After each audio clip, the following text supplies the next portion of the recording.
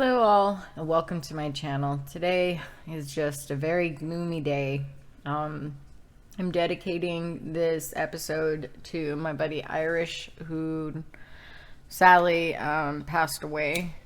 Y'all could send out your condolences. That's about as far as I want to talk about it. Let's get into it. So today we're going to be reading a chapter out of TankGirl Armadillo. This will be chapter 21. But here's the thing. Today we're going to skip 21. Why? Because the title is Getting Too Stoned with One Bird. And it literally is just an entire chapter of her talking about how she doesn't like Booga smoking weed, and she hopes that Booga is just more of an energetic, upbeat, let's do her kind of guy, not being a stoner, but she's a raging alcoholic, so that makes sense. Regardless, there's a lot of things that I absolutely fucking love about TankGirl, and there's a lot of things that I just don't like about TankGirl, and I feel like the controversy around marijuana being legalized in Australia and all that shit was a huge influential marker on this. And she just had it's basically explaining about how she had these bad shitty experiences about people being lazy on marijuana, and that's her whole justification of it being like an evil thing. And this isn't the only time I've read something about her talking shit on marijuana, but there's also other comic strips where she doesn't talk shit on marijuana, so the point of view starts changing in the earlier editions. So this is just something you got to take with like a little bit of a grain of salt. And I don't want to read this chapter. So if you're interested in this chapter, get the fucking book yourself and read yourself this chapter. Because I'm not doing it. Fuck it. I explained it. I summarized it. There you go. So we're going to go on to chapter 22. Guns, guns, guns. How do you like my new mic, by the way? Does it sound better? Guns, guns, guns, huh? Sitting in a cafe in the dark glass, sipping coffee, Dunkin' Donuts while it's sunny, thinking guns, guns, guns. And I've got pockets full of bullets and a suitcase full of money and a fucking awful headache and a police rifle that fires dummies. And I'm listening to Barney because she really wants to tell me that all the 50 million reasons of why she's feeling fucking funny. She wants to kill her mummy. She wants me to kill her daddy. But there really is no logic in the way we spend the Sunday because we don't know where we're going and we've been drinking since last Monday. And Booga is sharpening sticks and he's looking like a monkey and I'm waiting for my tank and I know I look chumly because Dobson is my man and he's part of my fucking family. And when I see him next, I'm gonna buy him half a shandy. Half a shandy. Yes, it literally says that. Okay. The end of it. Fuck it. I'm going to go on. Also read 23. Dobson's at the door. So it's going to be more like a 3-chapter special. 1 skip, 2 read. Hey, look at that.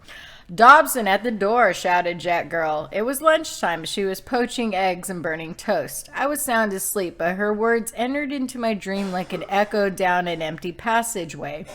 Dobson's at the fucking door, she yelled again. In my dream, I had opened the door to Zulu Dobson, and he had presented me with a full-grown, deep sperm whale, presented in paraffin and strapped onto... Okay, I have to reread this. Holy fuck all. In my dream, I had opened the door to Zulu Dobson, and he had presented me with a full-grown, dead sperm whale preserved in paraffin and strapped to the back of a 10-ton flatbed truck. Is this it? I asked with nervous excitement. This is your baby now, replied Dobson proudly. There's nothing more I can do to it. Take it away. Does it fly? I inquired tentatively. He smiled at me, giving a little nod towards the truck. Why don't you try it? Then Jet Girl kicked me in the butt. Fucking wake up for Pete's sake. Dobson's at the front door. I fell off the sofa and bashed my chin on the counter of the coffee table. That woke me up. I went to the door and opened it up. Zulu was standing right in my face, grinning like an idiot. A tinge of adrenaline pushed me into full consciousness. The time had come. He was really here. He actually brought me my new tank. I stretched up onto my tippy toes and took another look over his shoulder. There was nothing in the garden. Well, I inquired. Yes, thanks, quiped Dobson. Quit it with the shit jokes and tell me what you're here for. I demand, my excitement rapidly turning into frustration. An even broader smile spread across his face, revealing a perfect set of pearly white gnashers. Put your slippers on and come outside, he said, turning away and making back for from the house. Fuck slippers, I thought as I quickly scurried off, dodging bits of broken glass and scrap metal on the ground in a mad effort to keep up. We rounded the corner in the field where Jet Girl keeps a couple of broken planes, and there it was, ready to roll off the back of a flatbed truck, just like the truck of my dreams, except it wasn't a dead sperm whale. It was definitely a tank. My jaw fell off my face and hit the dirt. It was beautiful. The most beautiful tank the world has ever seen. Its glossy, knacky painter job glistened in the midday sun, and its brown-tinted windows reflect our happy faces. It was much smaller than I had imagined, more rounded and aerodynamic, no sharp angles or sticky out bits. Dobson stood behind me and dangled a set of keys in front of my face. There's 0 on the clock and a full tank of fuel. What do you say we go get some booze? Let's fucking drive, I replied, snatching the keys and pressing the red button on the fob. The driver's side door opened outwards, silent and smooth like a bird's wing. I was up and in it like a shot. I opened the door, and on the other side, Zulu slid naturally into the soft leather-covered racing seat beside me. Boots, I shouted out the door. Someone threw a pair of boots in. Boots on, door shut, sunroof up, sun trap nice and sound, foot down. See you later. Alright. Fuck it, we're gonna do chapter 24 as well. Get back inside me.